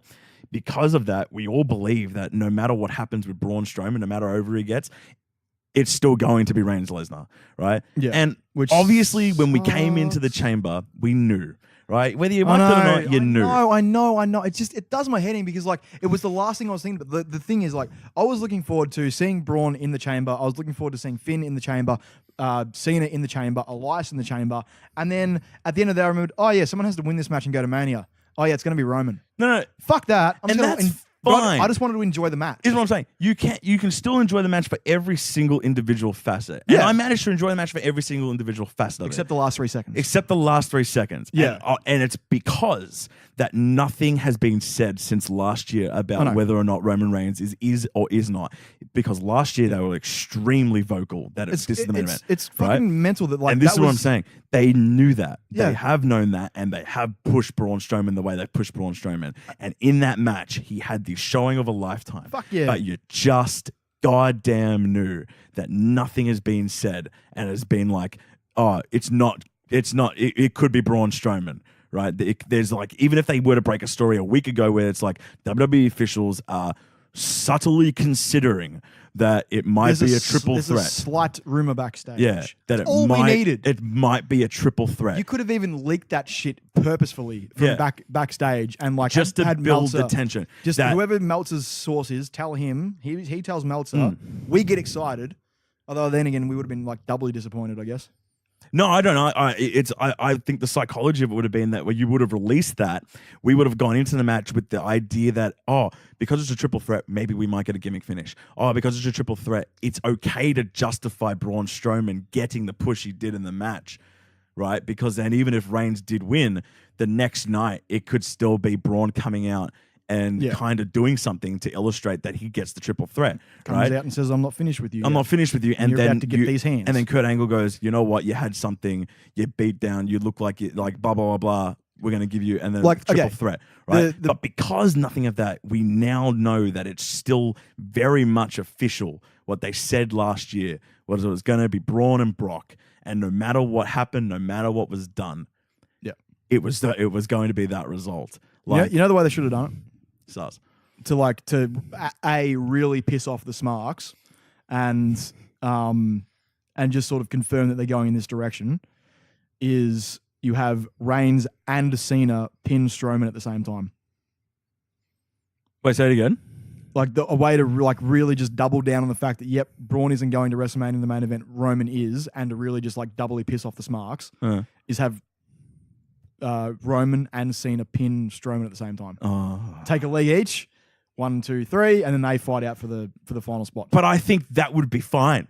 I would argue that's fine. That is completely in line with how they've been booking because you got the two Supermen of the last 15 years having to come together to pin Strowman. Like right now, he doesn't look weak, but him just taking 2 spears from Roman and then laying down, it's just like, yeah, but then like fuck you. You're right. I agree with that. Yeah. But then like the counter argument to that was like, he took 18 other finishes in that match. So obviously 2 spears is fine. And I go, yeah, all right, fine. But like you do a super AA off the fucking top of the chamber from Cena, followed by a spear from Roman. They both come down and pin him at the same time. Pisses off the Smarks, keeps them both strong, and Strowman is a bit more protected. The only way that match just to make Strowman, because Strowman looked amazing. That's not what the problem is. That spot where like everyone tried to pin him and he just like threw him I'm not even off. arguing. The whole entire match, Strowman looked fine, and like that's not what we're talking about, right? We obviously know Strowman looked great. Yeah, but he still could have looked great if he had lost, to someone else beforehand, and not been in the final 2, right? Yeah. And that would have, in essence, made the match would have made the outcome more bearable. Right? If Roman had to pin Cena to go to the main event, it would have been more bearable than him pinning Strowman. Yep. And B, it would have given Cena this new, more of this new motivation that he's not going to get to WrestleMania. He's had to go to SmackDown to try and get his road to WrestleMania because he came this close. Instead of being eliminated, where was he, like 3rd or 4th? Yeah. Yeah. Him being the second last guy or the last guy to get eliminated is him being like, I was this close to going to the main event. I was 1 3-second pin away and I just couldn't get there. Instead of being, I got eliminated 4th, like 3 guys got eliminated after me, but I want to go to WrestleMania.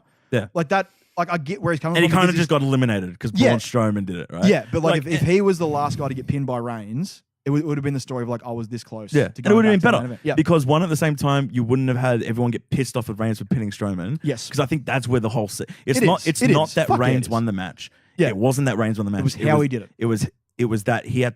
It was that it was Strowman's match and then Reigns won. Yeah. Right? And that's... Don't make it Strowman's match. If you know that's the outcome, don't make it Strowman's match. It's been the case the entire way through their feud, though. Yeah. It's so fucking frustrating. No, but their feud, even then, Strowman came out on top. He did, but like at the end of the day, Roman didn't look any less for it. Like I would have liked to have seen some weakness out of Roman. Yeah. Oh no, he did. No, I'm talking about the early last year feud. Yeah, like but they've had effectively two kind of mini feuds over the space of like 9 months. Because they feuded for a bit, then they cooled off, and then they feuded for a bit, and then it cooled off. But that feud kind of involved. But every time Strowman's come out stronger, where he's made Reigns look weaker, and this is the only time where it made no sense. I don't feel that Roman has looked weaker. It's just been Roman. He's like, I lost, lol. No, but he looked in a vacuum in that match. He looked weaker. Yeah, because like when he comes out, he's got fucking rib tape on and shit after a match with Strowman. I get that. And yeah, trying to like maybe a week and a half later, it's not. You forget about it. He takes the fucking rib tape. I keep that rib tape on for a month. Yeah, do that. Yeah. And like illustrate it. Really fucking sell it. But like when he was in the feud, in the vacuum, he looked weaker against Strowman. He did. Right? And he had to back up an ambulance into a dump truck to kill and that's what I'm saying. Like he only had what, 2 pinfalls over him? Yeah. If that. I can't even remember what the results of most of their matches. Yeah, I'm pretty sure Strowman won most of it. Or he lost gimmickly. Yeah. Because there was one of the match where it was like a table match. Dump truck match or some shit as well? I can't fucking remember.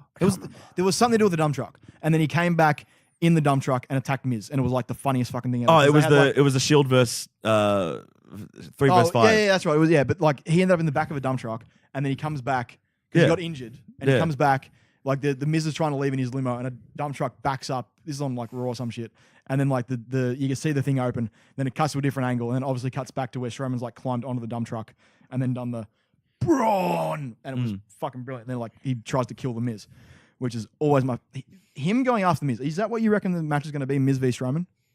No, dude. I still, you know what? Look, it's just no. I honestly think after that saying all of this, no, because and this is what Michael's for, and Michael would have hit this at the top of the show. Probably, yeah. Reports are that because Lesnar no-showed at Raw, which is confirmed, he no-showed. No.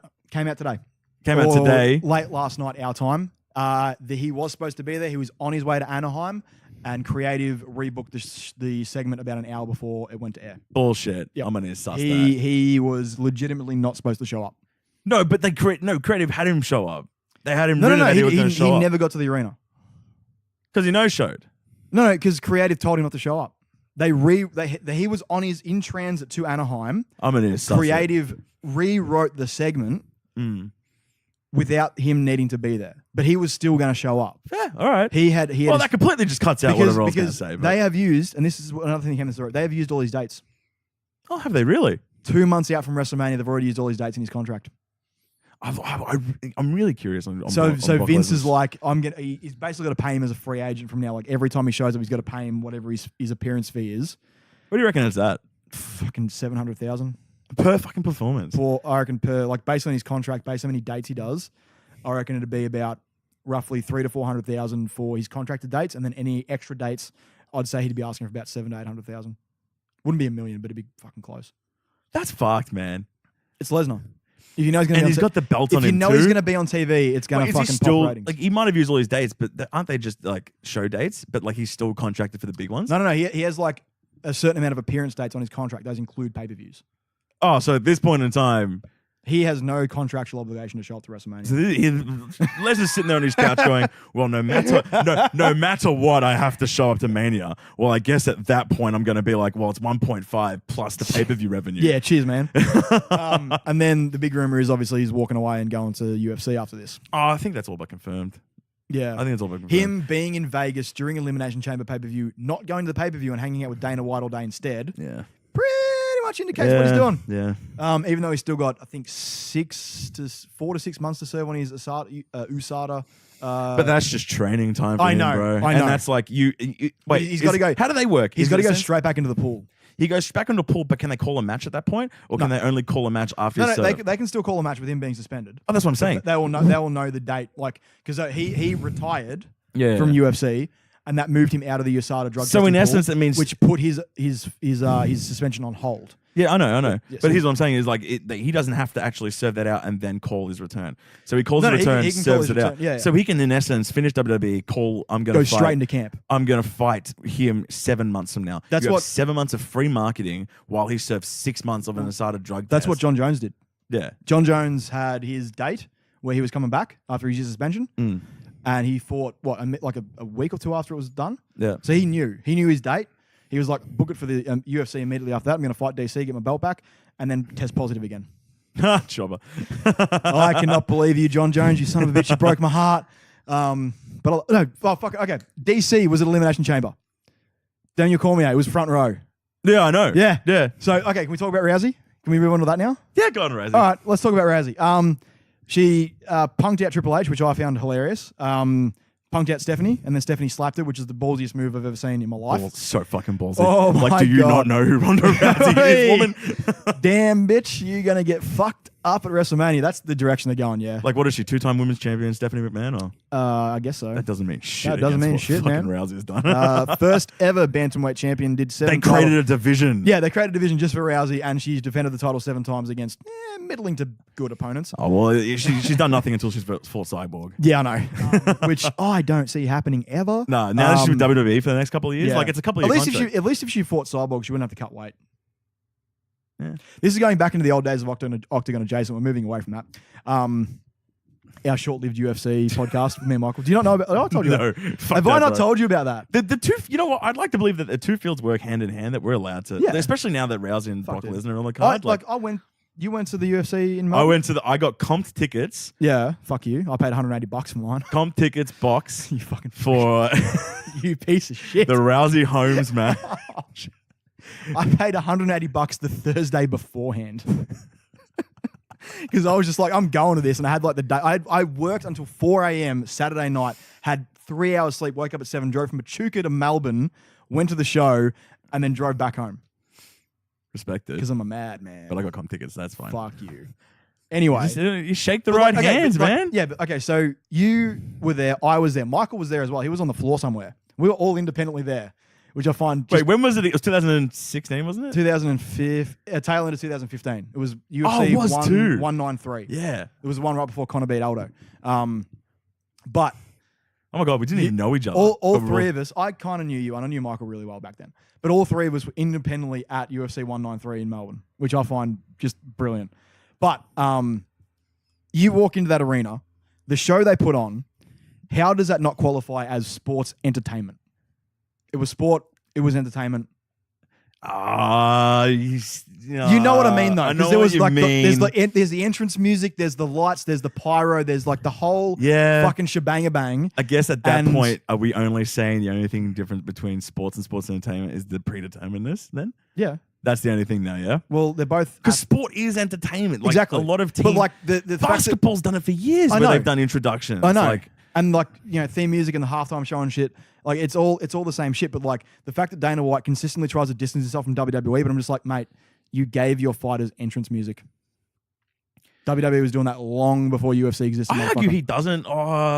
He gave him entrance music. No, man. almost like I argue he doesn't distance himself from WWE. He I tries think he's to. very. I don't know. I'm not. I obviously- think he doesn't like direct comparisons. Yeah, but I think it's an understanding has to between understand the that, two like- companies that there's an actual friendly relationship between the two. Yeah, and they should be like guys like DC who love pro wrestling, people like Ronda Rousey who love pro wrestling, and incorporate that into kind of like the Yeah, but UFC. Dana White's supportive of it. He congratulated Oh, yeah. Rousey on it. He's congratulated Yeah, good on Lesnar him. numerous times. Yeah. Like he's very accepting of He bringing for the first time bringing Punk over. He actually let Punk fight, Yeah, which was and let him fight again. allegedly. Allegedly, is that actually not been confirmed? No. Ah, Not yet. well, that's what I'm saying. Like he brought Punk over. Yeah. Like there's a great relationship between the two codes. It's just Like- when like publicly he seems to like putting on a bit of a shit show between the two. But It creates buzz. Whenever he badmouths WWE, it's like it creates- Taz always says, bro. Everything's a work. everything's a work. Everything's a work. That's a good point. You don't think Vince McMahon's in his ear going, "Look, just shoot on us for a little bit." Yeah. All right. It's We'll, good. It's good. we'll put It's good- UFC good- over. Good publicity for All right. both of them. Yeah. No, Fuck, we're 100%. about to get an hour and a half. Shit.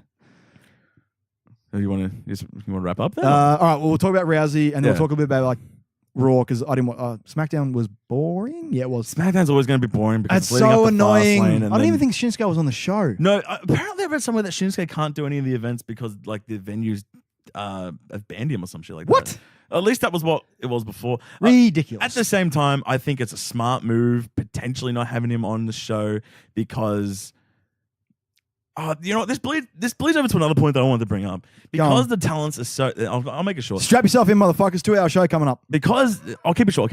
Okay. Because the rosters are so stacked and they're going to keep getting so stacked. Yeah. It's got to be at a point now where internally they have to structure the show in the sense that not every talent is allowed to be on every week.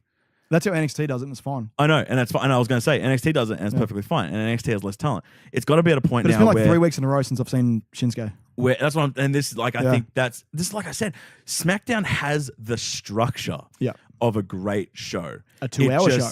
Doesn't have the booking. No. Right? Its creative team sucks. It does. But they do the structuring perfectly. What are you doing, Road Dogg? There's a main event aside from Fastlane where there's six guys in that fucking match. Fucking hell. Which pisses me off. Right? It's the elimination chamber all over again. Is it at least an elimination 6-pack challenge, or is it just a straight up 6-pack challenge? I think it's just a straight 6-pack challenge. Just 6 That's only one pin for 6 guys. That's so shit. Do an elimination one at least. Let it last 40 minutes. But aside from that, Fucking hell. there's SmackDown has very clear structures with their main events, mid cards, upper mid cards, and tags and all that kind of shit. There's very clear discrepancies, right? Structurally, they're fine. Their booking sucks, right? Yeah. And this is like, and it goes on like, and they're okay with not having talents go week by week, right? And that's good because one, it still allows for a sense of awe when someone like Shinsuke can take 3 weeks off and then come back because he's meant to do something at that time, right? You keep stock in. We would hope they would be doing something with the winner of the Royal Rumble. Yeah, but even then, you still know he's going to Rumble. You still know he's there. And then when this whole thing finishes, undoubtedly he will show up at the end of Fastlane or the next SmackDown and just be like, look, it's you and me. Right. And then at that point, you forget about the 4 weeks he missed because that's how it's meant to be, right? I just like main seeing events should be every single seeing week. him give Dolph Ziggler Kinshasas. Because Dolph Ziggler takes him like a champ and he sells like a motherfucker, and it's just great. I just want to forget that feud. Yeah, I know. Apparently, every NXT guy that comes out, they feud with Dolph Ziggler. I know. What is the deal with that? I'm not about that. Not about that. What did Dolph Ziggler do? That's a complete... Oh, that's right. He told the company to go fuck themselves. Yeah, then they handed 1.5 million over too, and oh man, Dolph Ziggler has got to be like the best negotiator ever. It's like I walked out on the company, essentially left the belt in the middle of the ring. I know it was at work, but not really at work. I was pissed off. I didn't want to re-sign my contract, and you guys gave me $1.5 million a year for 2 years. He's a fucking genius. He's an absolute fucking genius. What the fuck, man? And he's like, he's just a slightly worse punk. Did you hear one of the clauses in his contract? He can do whatever the fuck he wants. No, but yeah, he can do anything outside of the company that he wants. And one of the clauses is once his segment's done, he leaves. He just dips. Yeah, he just dips. He just dips, dude. Yeah. So if he's on first, he pisses off. Yeah. Because apparently he's out for dinner at 8 o'clock. Vince is very much like, if you're on the show, you go to you stay till the show finishes. Yeah. That's like, it's just etiquette. It's what all the boys do. It's how it's been done for years. Yeah. No, Ziggler just... So in the back, like, you'd like to believe Ziggler's been there for not 15 years, but like... Dude, Kerwin White was 2003. Shit. 2004. Yeah. Yeah, 15 years. Yeah, he did OVW, and then... Yeah, but like, he came up for the Kerwin White thing, and then he went back to OVW, came up for Spirit Squad in 2005, so... It's been at least 13 to 14 years. You know what? Let's say 15 years, right? Yeah, shit. He's been in the company for this long. It's at a point now where he's at a choice between being a talent or a locker room leader. I don't think he's a locker room leader. He should be. He should be, but I don't think he wants to be. But he can still be a respectful talent. So in the sense that, he doesn't have to do what the rookies do and stay back from start to finish. He can just dip when he wants because he has respect now. Like, I'm sure Cena does that as well. You reckon Cena comes and goes? Probably. I reckon Cena still has that inbuilt boy. But I reckon Randy he probably just goes and sits on... No, Randy goes and sits on his bus. Yeah? I reckon Randy would not be like backstage. I reckon he's like, come and call me when I'm... I think Randy's got... Randy's changed. I'm going to sit in the bus and I know it's obviously what we see on TV, but I think he's adopted... Because until a year and a half ago... I would actually not. Up until maybe dropping to gender, he still had pull. Right, and threw his weight around backstage. Yeah, he threw his weight around backstage. I don't think he does. He doesn't anymore. have pull now. Bullshit. He has pull. He has pull, but I don't think he throws his weight around. Oh, I don't know about that. I don't think he weight through. If he beats Rude at Fastlane, then fine, fair enough. He has weight.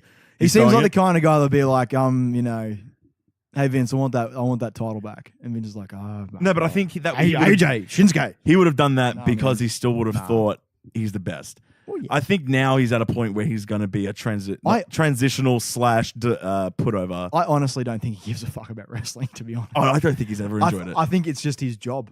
I think he's just like, like when he's enjoying himself, you can tell he's enjoying himself. I think the last time he enjoyed himself was with Christian. Lesnar. I reckon he loved the build to that feud. Nah, dude. No, dude, What build? him coming in RKOing fucking him out of like, I'm gonna say, Are we talking about the one where he took the stiff? Yeah. Ah, dude. What No, build? no. That was a match made when last minute, wasn't it? As the main event of SummerSlam. Yeah, but like him, because he had been gone for a little bit, I'm pretty sure. But he came out at like because it was after the draft. No, it was before the draft. It was the draft. Fuck. It was just after because SummerSlam. Yeah, that's right. He was Finn won he was belt. technically on SmackDown at the time, but he Yeah, came because it was across SmackDown vs. Raw. That came was across to Raw, and then fucking RKO'd Brock Lesnar during a Paul Heyman promo about how he should be scared of Brock Lesnar, and then like got right up in Heyman's face and was like murking him, and it was like. Randy was like, he was happy and he was smiling. He was just like, "I fucked up, your boy. What you gonna do about it?" Like, I can just tell that, like, that point, Randy is enjoying wrestling because A, he's in the main event with Lesnar. He's getting a pretty fucking good payday. Yeah, true. Yeah, true. B, he gets to work with Lesnar. He gets back on the main event of SummerSlam. Probably didn't anticipate getting his head gashed open, No, that was completely worked. but Completely worked because Lesnar pulled backstage that he knows how to do it hard style. I know. And But like, Randy had to sign off I on don't it. think at the start of the feud. At the start of it, yeah. That was the plan. Well, because of that, that's why he got the WWE title shot. Yeah. Yeah. I know the story of like Lesnar being like, I know how to graze you to just cut you open. But no, he dug his elbow about 2 inches into Randy's skull. Yeah. And as for payment for it, made him bleed like a Randy was like, bitch. I want the WWE title. And Oh he's my like, yeah, you'll get the WWE title. I found it so hard to watch that match. I loved it. I loved it. You know what match? You know what's up there as my favorite matches of all time? What? Where Cena got absolutely squashed. Oh, dude, that match. No, I actually prefer their match at Extreme Rules. No, dude.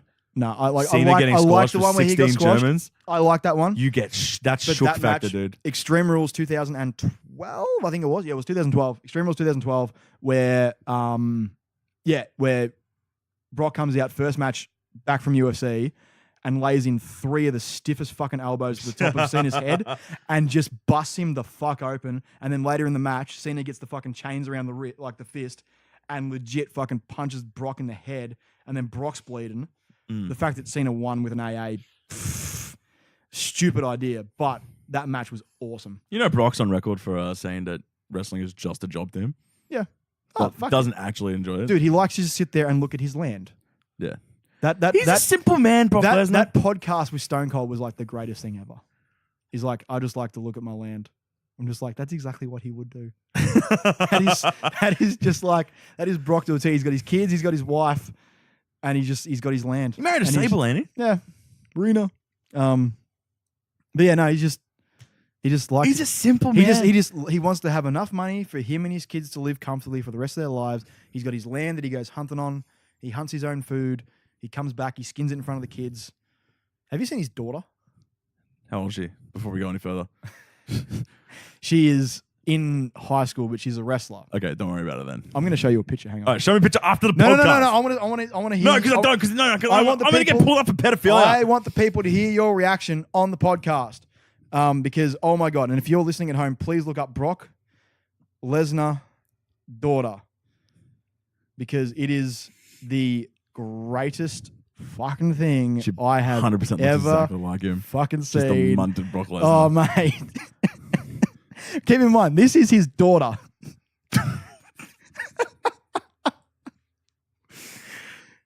Yeah. She's lovely. I'm sure she's a lovely girl. I bet she's really funny. With a beautiful personality. But holy shit, how much does she look like Brock? Yeah, dude. Oh my God. Didn't get any of Sable in that one. No.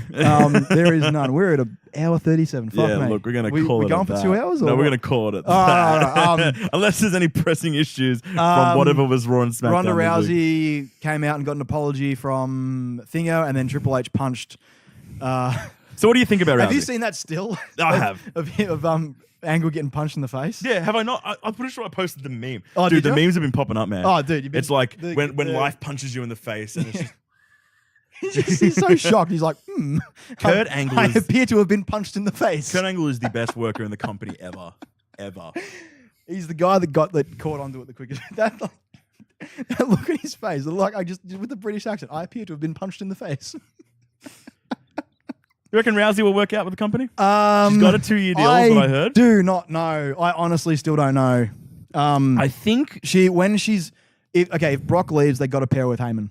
Yep, They've got to give her a mouthpiece because she's not good on the mic. Is Heyman on the same deal as Brock?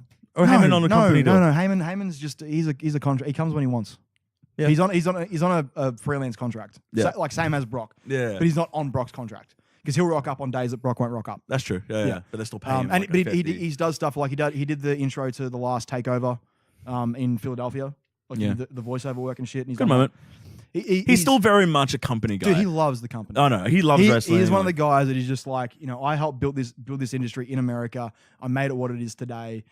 He's so invested in it that I feel that if Brock's personal things is not his personal things. Like he's not going to be like. But they're I know they're best friends. Obviously, like really really good friends. Yeah. Outside and of like the obviously Lesnar respects the idea that that Paul Heyman's very much into wrestling. Oh yeah. And then vice versa. Paul Heyman very much respects that Lesnar's not so much. He's an attraction because Paul Heyman went to every single one of Brock Lesnar's fights. In the UFC. Like they are. He's the godfather of his children. I'm pretty sure. Yeah. I'm pretty sure they are. Yeah. Like they got 2 daughters the exact same age or some shit. But yeah, they. I wouldn't call her a daughter. I feel that Lesnar leaving will not affect Paul in the company whatsoever. I think they should partner with Rousey because makes sense. UFC until she gets some proper promo lessons, maybe the same people they sent Roman to. But when she's menacing, when she's just using her face and her body language to convey an emotion, like I am going to eat Stephanie McMahon's face and have her liver for dessert. That's when she's awesome. Yeah. That's when she's menacing as fuck and you're just like, oh, there's a legit, bantamweight UFC champion who defended her belt 7 times and was like the baddest woman on the planet for a while. That's who you want. But at the end of the day, she's there for 2 years, right? Yep. Doing a full-time schedule. Allegedly. Well, let's assume she's doing she was on Raw this week, so she's on Raw that's this a good week. start. She'll probably be on Raw next week. We'll see. I like to believe she has a match before Mania. She's got to. Maybe you can't do 6 weeks worth of just, I'm going to show up. They did it with Shinsuke. Remember that. They did it with Shinsuke. He was on TV for 6 weeks before he had a match against Dolph Ziggler at Payback. Oh, that's true. Oh, it wasn't 6 weeks. It was 4 weeks. It was enough time. It was a month worth. It was enough time for it to be fucking annoying that he hadn't had a match. Well, this is what I'm saying. Okay, regardless, let's look at the long term. One, I agree with you. Promo work she needs to do. That's right. Like, I don't think people that are saying to me, I think her in-ring work is going to be trash. You're retarded. I think. Look how quickly Shayna Baszler picked it up. Yeah. And I think it's I argue that I think it's obvious too that it's harder for someone who doesn't have any fighting background to come in and learn professional wrestling. I think people say to me, but it's harder for a professional fighter to come in and learn professional wrestling. I go, no, like Angle. Angle came in from a competitive wrestling background and picked it up like that. Yeah. Well, they work on it, but then like, how many people aside from Shayna Baszler? How many people have come in from direct UFC MMA backgrounds, complete perfect fighting? Matt Riddle.